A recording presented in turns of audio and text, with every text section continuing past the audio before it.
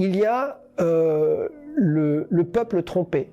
Le peuple qui est trompé, qui est encerclé, donc c'est le vrai peuple français, le peuple des catholiques, le peuple des chrétiens, le peuple de tout ce que vous voulez, des rationnels, et tout est mélangé, c'est le vrai peuple français.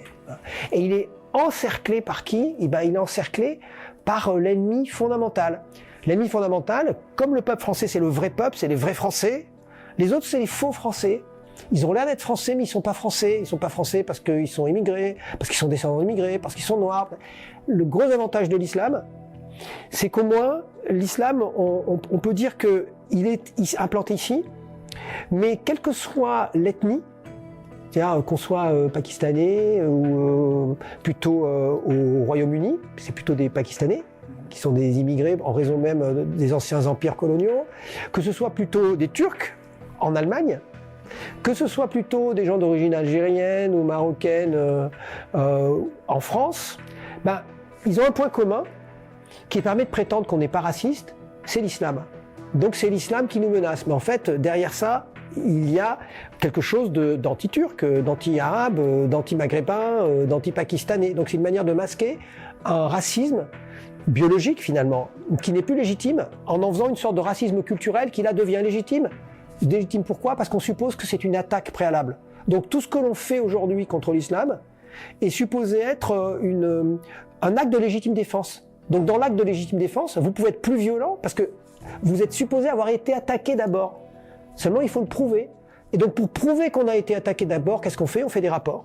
En disant regardez, ce rapport prouve qu'ils font de l'entrisme. Mais du côté du vrai peuple, le vrai peuple français, il y a les héros qui défendent ce vrai peuple parce qu'ils ont entendu sa voix. Ça, c'est les populistes. Et donc, plus je prétends que j'ai compris qu'on était encerclé, que tout allait mal, plus je récolte des voix parce que je suis supposé être le héros au double sens du mot, en français héros, H-E-R-A-U-T, c'est celui qui amplifie la voix, et le héros, c'est celui qui se bat contre tous et qui a compris le destin tragique de cette espèce d'effondrement et qui va essayer fièrement sur son cheval de combattre. Ça, c'est Monsieur Rotaillot qui va utiliser ce rapport pour en faire une sorte, au sens chevaleresque du terme, de cheval de bataille, chevalerie. Et donc, qu'est-ce que c'est que ce rapport? C'est juste pour justifier cette guerre. Et en fait, qui a un seul objectif, un objectif électoraliste. Et là, au milieu de ça, Emmanuel Macron, qui positivement s'en fout totalement, il sait que s'il veut continuer à avoir une importance politique, il faut qu'il fasse comme s'il ne s'en foutait pas. Et comme tous ceux, quand on se fout de quelque chose, la seule manière que ça n'apparaisse pas, c'est d'en rajouter encore plus que les autres. Et donc dire, allez, conseil de défense. Alors que ça changerait, ça veut dire quoi, conseil de défense? Il n'y a pas de guerre.